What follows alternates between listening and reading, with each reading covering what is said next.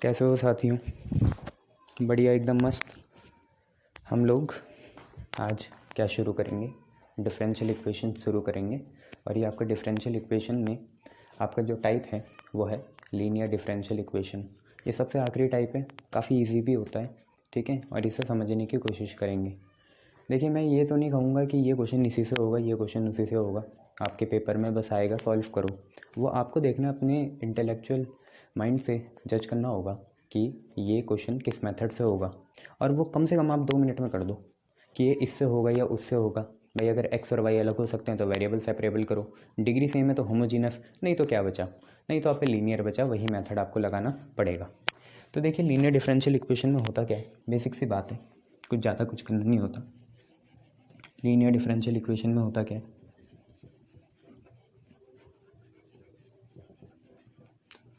कि यार आप पे ना ऐसी फॉर्म होगी। देखिए, generally linear differential equation 2 form में पाया जाएगा। पहली फॉर्म है dy/dx plus py is equal to q। एक तो ये फॉर्म हो गई, या दूसरी फॉर्म हो सकती है dx/dy plus px is equal to q। ये 2 फॉर्म होती है। ज़रा आप ध्यान से देखिए क्या है। dy/dx है, py है, q है, y है तो y है, x है तो x है। अब ज़रा समझो, p क्या हो सकता है? ये जो p है ये क्या हो सकता है? p या तो कांस्टेंट है, क्या है? कांस्टेंट। q क्या हो सकता है? या तो कांस्टेंट होगा या फंक्शन होगा x का, ठीक है, याद रखना। y फिर q क्या है? या तो कांस्टेंट है या x का फंक्शन है, ठीक है। dy/dx आपको पता है डेरिवेटिव होता है। सेम यहाँ पे dx/dy है। p क्या हो सकता है? p यहाँ पे भी कांस्टेंट था तो यहाँ पे भी कांस्टेंट होगा। q क्या हो सकता है? q हो सकता है या तो कांस्टेंट और या तो फंक्शन ऑफ y का फंक्शन जिसके रिस्पेक्ट में होता है। जैसे y के रिस्पेक्ट में तो उसी का फंक्शन या तो कांस्टेंट, और अगर x के रिस्पेक्ट में हो रहा है तो q उसी का फंक्शन होगा या कांस्टेंट होगा। p हमेशा ही कांस्टेंट होता है। मेथड क्या है करने का? मेथड यह है करने का कि सबसे पहले आपको निकालना पड़ेगा इंटीग्रेटिंग फैक्टर। इंटीग्रेटिंग फैक्टर जो कि होता है IF। यहाँ पे भी हम इंटीग्रेटिंग फैक्टर निकालेंगे जो कि होता है IF। देखो, IF होता क्या है? E लिखो, इंटीग्रेशन बनाओ, P का यूज़ करो और dx के रिस्पेक्ट में इंटीग्रेट कर दो इस साइड, क्योंकि यहाँ पे dx के रिस्पेक्ट में था ना तो यहाँ dx आया। यहाँ पे क्या होगा? इंटीग्रेटिंग फैक्टर E लिखा, इंटीग्रेशन लिखा बच्चों, P लिखा, और आज y के रिस्पेक्ट में हो रहा है तो p dy लगा दिया। फिर इसके बाद सिंपली आपको सॉल्यूशन निकालना होता है। तो सॉल्यूशन क्या होगा यहाँ पे, और सॉल्यूशन क्या होगा यहाँ पे? तो सॉल्यूशन कुछ नहीं होता, यहाँ पे होता है y into integrating factor is equal to integration, अंदर लिखा है इंटीग्रेटिंग फैक्टर। अभी तक हमने किसका यूज़ नहीं करा? क्यू का नहीं करा, अब करेंगे। क्यू लगाया, साथ में dx लगाया, प्लस में लिखा c। यह है आपका सोल्यूशन। क्या है? y into integrating factor, integration लगाया, इंटीग्रेटिंग फैक्टर अंदर। क्यू का अभी तक यूज़ नहीं हुआ था। क्यू क्या है? या तो x का फंक्शन होगा तभी dx के रिस्पेक्ट में होगा, या कॉन्स्टेंट होगा, प्लस c। यहाँ पे सॉल्यूशन क्या होगा बच्चे? y की जगह x into integrating factor is equal to integration लगाया, फिर लिखा अंदर इंटीग्रेटिंग फैक्टर। अभी तक p यूज़ नहीं करा था, नहीं q यूज़ नहीं करा था, q लिखा। q या तो कांस्टेंट होगा या y का फंक्शन होगा, साथ में यहाँ पे dy लगेगा। यहाँ dx था, यहाँ पे dy, और प्लस में लगा देंगे c। बस, ये आपके 2 फॉर्म है। अगर ऐसे 2 फॉर्म कहीं बन पा रही है तो वो भैया निश्चित ही इंटीग्रेटिंग फैक्टर से ही होगा, उसके अलावा वो किसी से होने वाला नहीं है। चलिए, अगर आपको इतना समझ में आता है कि करना कैसे है, ठीक है, तो अब हम जरा इसके क्वेश्चंस देख लेते हैं कैसे। यहाँ पे कैसे क्वेश्चन आने वाले हैं वो हम देखते हैं।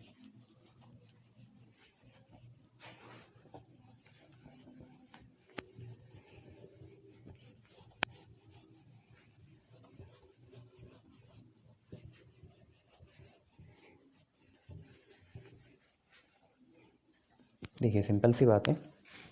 जैसे मैं आपको पहला क्वेश्चन देता हूँ और आज पूरी जान लगा के सारी सीरीज देखना डिफरेंशियल इक्वेशन वाली। कौन सी? लीनियर वाली सारे आपको एक ही साथ करने हैं। जैसा पहला है सॉल्व करना है आपको बच्चे। कितना? x dy/dx minus y is equal to 2x³। अब चलो हम वो भी कोशिश करते हैं कि ये होमोजीनस से होगा, वेरिएबल सेपरेबल से होगा, या लीनियर से होगा, ये सारा देखते हैं। देखो ये वेरिएबल सेपरेबल से नहीं हो सकता क्योंकि बीच में माइनस आ गया। अरे दिक्कत आ गई सर, बीच में माइनस आ गया और ये अगर इसको इधर भी भेजूंगा तो 2x³ + y होगा। इसका मतलब x का फंक्शन x के साथ नहीं जा सकता, y का y के साथ नहीं जा सकता, तो वेरिएबल सेपरेबल नहीं होगा। होमोजीनस देखो इसकी डिग्री 3 है, इसकी 1 है, इसकी 1 है, होमोजीनस भी नहीं है। तो क्या बचा, एक ही चीज़ तो बची, होमोजीनस भी नहीं है, डिग्री सेम नहीं है, तो क्या बचा आप पे, लीनियर डिफरेंशियल इक्वेशन बचा, वही लगाने वाले हैं। देखो आपको पता है लीनियर डिफरेंशियल इक्वेशन के लिए ये फॉर्म बननी चाहिए, dy/dx अगर दे रखा, dy/dx प्लस कितना py = q, ये बनना चाहिए। बट यहाँ तो x है, तो आप क्या करो, दोनों साइड x से डिवाइड कर दो, तो यह है x से dy/dx माइनस y है, ये है 2x³, दोनों साइड x से डिवाइड करा, यहाँ पे भी लगाया, यहाँ पे भी लगाया, यहाँ पे भी लगाया, ठीक है। या x को नीचे भेज सकते हैं, आपको ये भी समझ में आ रहा है। तो दोनों साइड हमने x से डिवाइड करा, हुआ क्या, x से x कैंसिल हो गया, यहाँ पे तो आया dy/dx, यहाँ पे आया -y/x, और यहाँ आया इससे एक पावर कैंसिल हुई 2x²। अब अगर हम इसे कंपेयर करें किससे, जो वहाँ लिखी हुई है, क्या, dy/dx प्लस py = q, है ना, dy/dx प्लस py = q। मैंने आपको क्या बोला था, q किसका फंक्शन होगा, या तो कांस्टेंट होगा या x का फंक्शन होगा। तो कंपेयर करके q की वैल्यू तो 2x² आ गई, बोलो हाँ या ना, यस सर। अब p की वैल्यू कितनी है बेटा, y को छोड़ के जो भी है वो p है, y को छोड़ा -1/x है, वही p हो जाएगा, तो p की वैल्यू -1/x हो गई। सबसे पहला काम इंटीग्रेटिंग फैक्टर निकालेंगे, जो होता है e की पावर इंटीग्रेशन, अगर dy/dx है तो p dx आएगा, नहीं तो p dy आता अगर dx/dy होता। तो e की पावर इंटीग्रेशन p कितना है, p है -1/x माइनस भार 1/x और यहाँ पे dx। बच्चों dx/x का आपको पता ही है कितना होता है, dx/x का कितना होता है, याद करो यार, log x का डिफ्रेंसिएशन 1/x होता है, तो 1/x का इंटीग्रेशन क्या हुआ, log x हुआ, तो e की पावर -log x आ गया। अब e से log तब तक कैंसिल नहीं हो सकते, आपको पता ना e एंटी लॉग होता है, तब तक नहीं हो सकते जब तक इस पावर को ऊपर ना लेके, तो ये बना e की पावर log x की पावर कितना, -1। अब e से log कैंसिल हुआ, अब नीचे तो बेस रहा नहीं, तो x को नीचे आना पड़ेगा, तो बना x की पावर -1, मतलब कितना, 1/x, ये आपका बन गया। बोलो क्लियर, e था, log था, माइनस को ऊपर भेजा, e से log काटा, x की पावर -1 बचा, जो बन गया 1/x। सॉल्यूशन आपका पता ही है, आपका क्या होता है, सॉल्यूशन होता है y into integrating factor = integration, अंदर फिर इंटीग्रेटिंग फैक्टर, साथ में लिखेंगे अब q, और किसके रिस्पेक्ट में हो रहा है, dx के, साथ में लगा देंगे c, ये आपका आंसर हो गया। तो y into integrating factor, what is integrating factor, it is Indeed 1/x। Now what is integrating factor, it is 1/x, and what is q, q is 2x² dx plus c, ऐसा लिखेंगे, x से एक power cancel, क्या बचा आप पे, यहाँ पे तो बचा y/x, ठीक है। यहाँ पे देखो 2 बाहर ले आओ, 2 बाहर आया, अंदर बचा इंटीग्रेशन किसका, x से dx का, इंटीग्रेशन x से dx और प्लस लगा दिया c। बोलो क्लियर नहीं क्लियर, हाँ सर, 2 बाहर आ गया, x से dx बचा, तो काई की दे रहे तुम लोगों को, कर दो अब, y/x हुआ 2 हुआ, x से dx का होगा x² और प्लस c, तो ये आपका आंसर आ जाएगा, y/x = x² प्लस c, ये आपका आंसर है, y/x = x² plus c। Clear, ऐसे करना है ये, ठीक है भाई, गुड, आगे ना, ठीक है, बस और कुछ मत करना, ऐसे रहने दो। चलो नेक्स्ट देखें, चलो नेक्स्ट देखते हैं।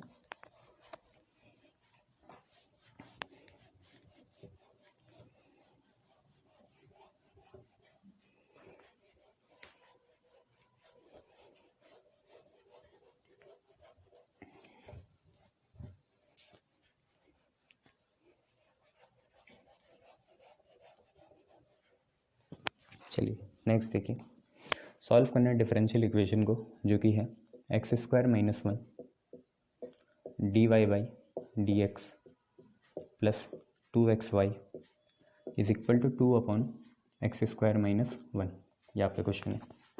ये भी वही फॉर्म है, dy/dx प्लस py = q, पर अब थोड़ा समझदार हो जाओ, बेवकूफ़ों के जैसे काम मत करो। समझदार से मतलब सर आपका मीनिंग क्या है, हम समझदार नहीं है, नहीं, इस क्वेश्चन के संदर्भ में कह रहा हूँ, समझदार हो जाओ। और समझदार लोग ये देखेंगे कि d y by d x अकेला होना चाहिए, तो मन ही मन में वो एक्स स्क्वायर माइनस वन से डिवाइड करेंगे। तो देखिए ये जो पहली टर्म है, इसके ऊपर एक्स स्क्वायर माइनस वन है, नीचे एक्स स्क्वायर माइनस वन आप खुद लगाओगे, दोनों कैंसिल हो जाएंगे। यहाँ है 2x साथ में y, इसके नीचे आ जाएगा एक्स स्क्वायर माइनस वन, क्योंकि आप उससे ही डिवाइड कर रहे हो। यहाँ पे है 2, एक पहले से एक्स स्क्वायर माइनस वन है, एक और लगाओगे आप तो ये होल स्क्वायर बन जाएगा। बोलो हाँ या ना? अरे कोई नहीं, यहाँ 2 है ना, एक उठा लो यहाँ से, एक रहने दो, एक उठाओ, यहाँ भेजो क्रॉस मल्टीप्लाई करके, तो यहाँ चिपकेगा ऐसे, यहाँ से यहाँ कैंसिल हो जाएगा। तो बात तो वही पड़ेगी एक्स स्क्वायर माइनस वन से। दोनों साइड आप डिवाइड कर लो, यहाँ से हट जाएगा, इसके अपॉन में जाएगा, इसका होल स्क्वायर बन जाएगा।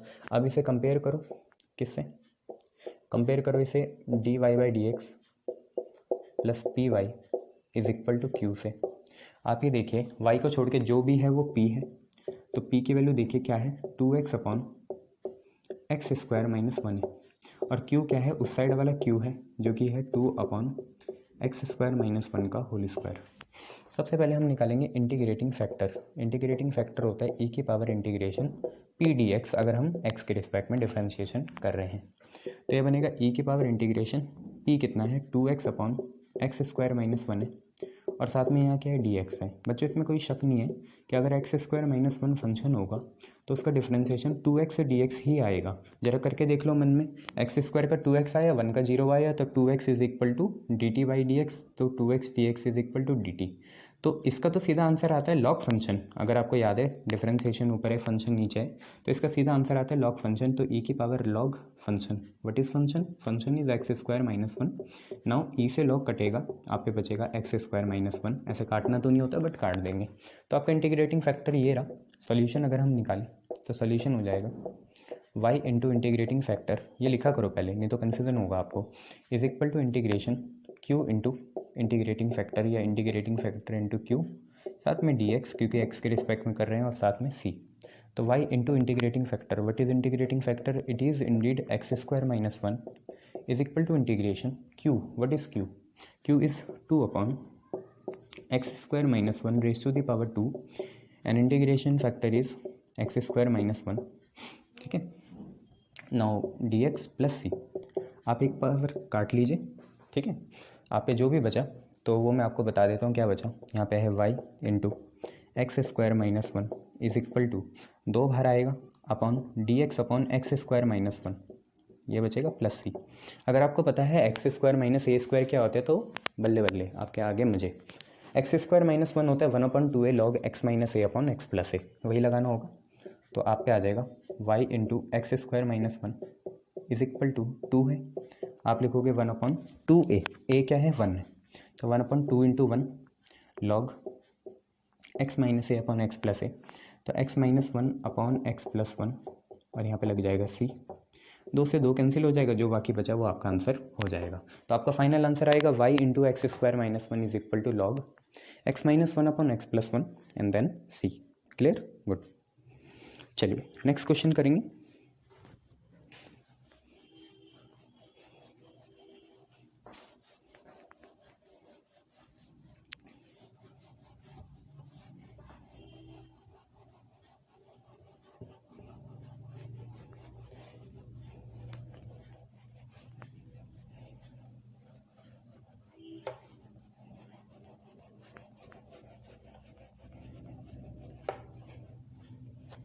देखिए नेक्स्ट क्वेश्चन क्या है बच्चे, आपको सॉल्व करना है किसको?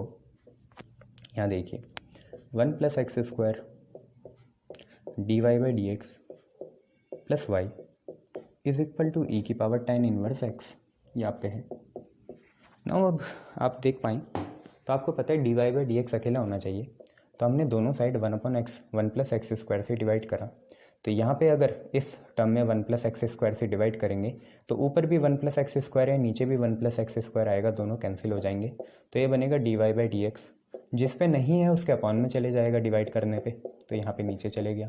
इस पे भी नहीं है साथ में तो इस पे भी लगेगा, तो e की पावर टेन इनवर्स एक्स के नीचे आ गया 1 प्लस एक्स स्क्वायर, ये आपकी चीज़ आ गई। क्लियर है? देखो d y by d x plus y upon 1 plus x square is equal to e की power ten inverse x upon 1 plus x square. Compare करो बच्चे से, किससे, d y by d x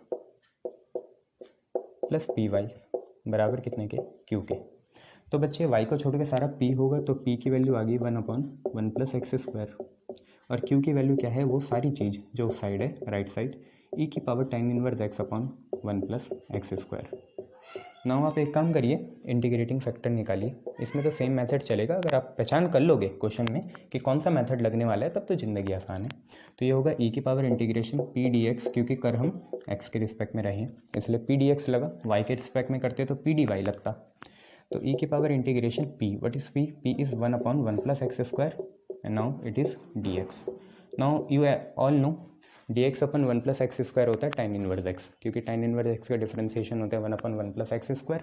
तो 1/1 प्लस एक्स स्क्वायर का integration क्या हुआ, tan inverse x हुआ। अगर वैसे भी नहीं करना तो वैसे कर लो, 1/a tan inverse x upon a plus c, बात तो वही पड़ेगी, है ना भाई। तो सिंपल सी बात है, e की पावर ये ऐसी रहा, 1/1 प्लस एक्स स्क्वायर का इंटीग्रेशन होगा tan इनवर्स x। सीधा अब आंसर बनाते हैं, सॉल्यूशन होगा y into integrating factor is equal to integrating factor into q अंदर dx प्लस में c। देखेंगे तो y into integrating factor, what is integrating factor, it is e tan inverse x, integration factor is e tan inverse x, what is q is e tan inverse x upon 1 plus x square, और यहाँ पे है dx, साथ में है c। Now what you want to do, आप e की power tan inverse x को पूरे को चाहे t ले लो, बात बन जाएगी, पूरे को ही ले लो, है ना। देखो मैं क्यों कहना चाह रहा हूँ पूरे को लोगे तो देखो क्या फ़ायदा है, पूरे को लोगे आप, e की पावर tan इनवर्स x पूरे को आपने t ले लिया डिफ्रेंशिएशन में, e का तो e ही होता है, तो डिफ्रेंशिएशन करेंगे e की पावर tan इनवर्स x का, तो e का तो e ही आ गया। अब हमें पावर का करना है, e का तो e ही आ गया ना बच्चे, अब पावर का करेंगे, tan इनवर्स x का होता है 1/1 प्लस एक्स स्क्वायर, x का dx, t का dt। तो जब आप इस e की पावर tan इनवर्स x को t मान लोगे, तो ये e की पावर tan इनवर्स x साथ में कौन dx, साथ में कौन 1 प्लस एक्स स्क्वायर, ये पूरी चीज़ क्या बन गई, ये पूरी चीज़ आपकी dt बन गई। कितनी बन गई, dt। इसलिए मैं कह रहा था सिर्फ tan इनवर्स x को t ना लो, तो फिर आप पे e की पावर t का होल स्क्वायर आ जाता। इससे बढ़िया पूरे को ले लो, e की पावर tan इनवर्स x पूरे को t लिया, e का e आया, tan इनवर्स x का e आया, t का dt बाई dx आया, ये उधर चले गया। तो बस अब हम सॉल्यूशन लिखेंगे। देखिए सॉल्यूशन क्या है,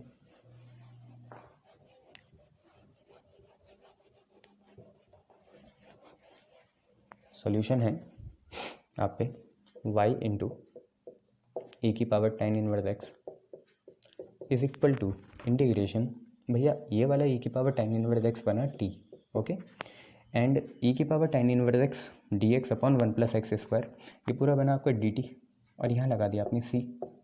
तो y इंटू e की पावर tan इनवर्स x हुआ, t dt का हुआ t स्क्वायर बाई 2, और साथ में लगा दिया c।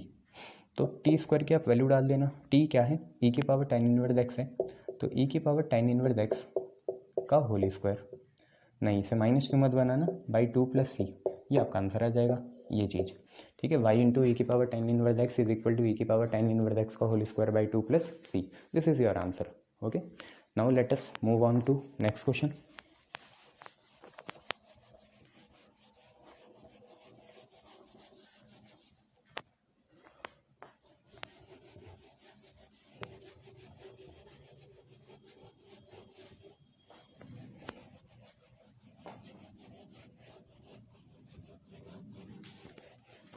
देखिए नेक्स्ट क्वेश्चन आप पे क्या है,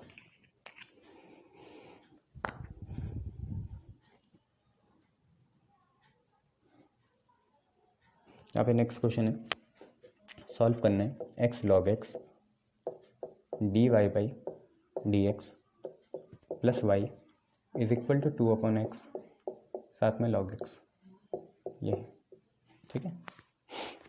नाउ आपको पता है इस पूरे को आपको नीचे भेजना पड़ेगा तभी बात बनेगी। तो x log x से दोनों साइड डिवाइड करा, यहाँ पे तो कुछ नहीं बचा, x log x से x log x कैंसिल हो गया, y के नीचे पूरा गया x log x, और आप यहाँ पे भी 2/x था, साथ में क्या था log x, इसके नीचे भी कौन गया, x log x गया, x log x ये गया। फ़ायदा ये हुआ, इससे ये कैंसिल हो गया, है ना। एक्स लॉग एक्स नीचे गया तो यहाँ से कैंसिल, इसके नीचे ये रहा, इस पूरे के नीचे ये रहा, लॉग एक्स से लॉग एक्स कैंसिल। आप पे बनेगा dy by d x plus 1 upon x log x बाहर y ऐसे लिख दिया, और 2 अपॉन एक्स स्क्वायर बचेगा। Am I right? यस। आप इसे कंपेयर करें किससे, dy by d x plus p y is equal to q से। y को छोड़ के सारा p है, तो p की वैल्यू देखिए कितनी है, 1 अपॉन एक्स लॉग एक्स है, और q की वैल्यू क्या है, q की वैल्यू कुछ और नहीं है, 2 बाई एक्स स्क्वायर है ये। नाउ आपको सबसे पहले इंटीग्रेटिंग फैक्टर निकालना पड़ेगा, जो कि होगा e की power integration p d x, e की power integration p d x.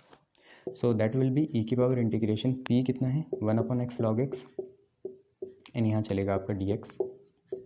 खुद सोचिए कि अगर आप पुट करो log x को t, तो log x का 1 अपॉन एक्स, t का dt by d x, D x इधर dt इधर, तो ये dx बाई एक्स तो dt बन जाएगा और नीचे वाली चीज़ t हो जाएगी।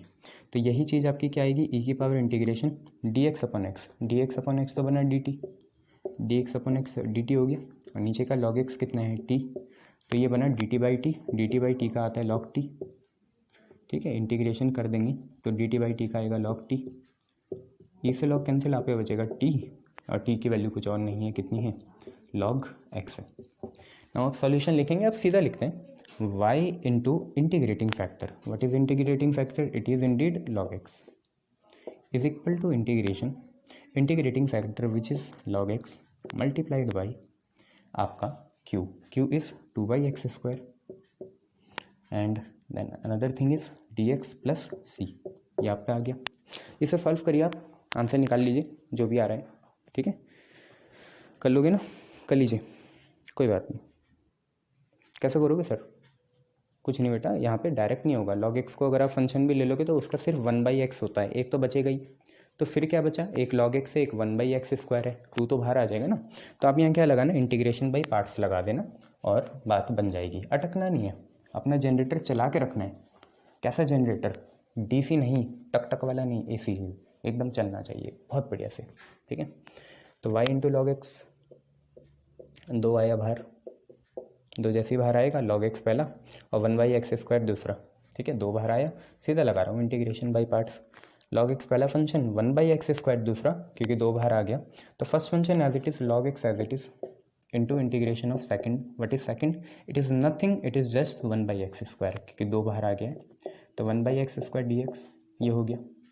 फिर माइनस बड़ा वाला इंटीग्रेशन, फर्स्ट का differentiation D by d x of what is first log x, and second का तो इंटीग्रेशन ही चलेगा D x by x square, जो भी इनसे सॉल्व आया उसका भी इंटीग्रेशन, और प्लस में लगा देंगे c और ब्रैकेट कर देंगे क्लोज। करते हैं 1 बाई एक्स स्क्वायर को आपको पता है माइनस 1 बाई एक्स आता है, कैसे, x की पावर ऊपर जाके -2 होगी, +1 करेंगे, नीचे भी -2 + 1, ये x की पावर -1 नीचे जाके प्लस हो जाएगा, और माइनस ऊपर चले गया। तो आपको ये सीधा आना चाहिए, है ना, बहुत बार करा है हमने ये तो फिर आपने क्या इवोल्यूशन करा अपना, log x ऐसी है, 1 बाई एक्स स्क्वायर का इंटीग्रेशन क्या हुआ, -1 बाई एक्स हुआ, माइनस ये रहा, x ये रहा, माइनस इंटीग्रेशन log x का differentiation 1 by x, D x upon 1 plus x square का आएगा कितना, -1 by x, minus minus plus हो जाएगा, और यहाँ पे 1 बाई एक्स आ गया, साथ में डी एक्स है, और साथ में बाहर क्या है, प्लस का c है, ये भी 1 बाई एक्स स्क्वायर बना, इसका भी कितना आएगा, -1 बाई एक्स ही आएगा, तो वही देखेंगे। तो देखिए यह है y log x, इधर है 2, इधर है minus log x by x, साथ में यहाँ पे क्या है, 1 बाई एक्स स्क्वायर का आ गया -1 बाई एक्स, और साथ में है प्लस का c, यही आपका आंसर कहलाएगा। ज़्यादा कुछ करना है, 2 को मल्टीप्लाई करते ना, बट आंसर तो यही होगा ना बेसिक।